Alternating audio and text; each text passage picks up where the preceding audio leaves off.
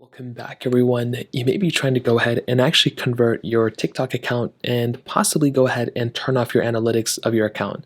Now, luckily for you, it's a very basic process. The first thing you want to do is you want to open up your TikTok application like this, and you just want to go ahead and get into your profile page, which is on the right corner right here.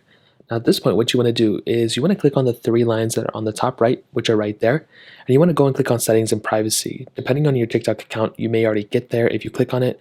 And once you're here, what you want to do is you want to click on manage account, which is that first little portion right here. So you want to click on manage account, you'll come into this page, and all you want to do is right here, which says switch to personal account. You want to basically convert your account from like an influencer business account to a personal account.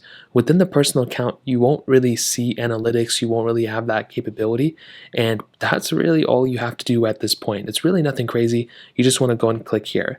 Now, if you go ahead and do that and you go through your page and you don't want to see your analytics anymore, well, that's pretty much how to do it. Now, if you want to turn that back on, let's say you want to see your analytics and you want to be able to go into your business suite and creator tools and all that stuff, well, all you have to do is go back into settings and privacy. You want to click on manage account, which is right up there. And then all you want to do is you want to switch to a business account or an influencer account. So if you click here, you can go and switch back to a personal account. And if it says, if you switch back to a personal account, you will lose all your business account features. Your account will no longer show your business website and email. You'll be responsible for any violations, yada, yada, yada. So that is pretty much how to do it. If you guys have any other questions or anything, let me know in the comment section below. Hit the like button, that would mean so much, but definitely hit that subscribe button.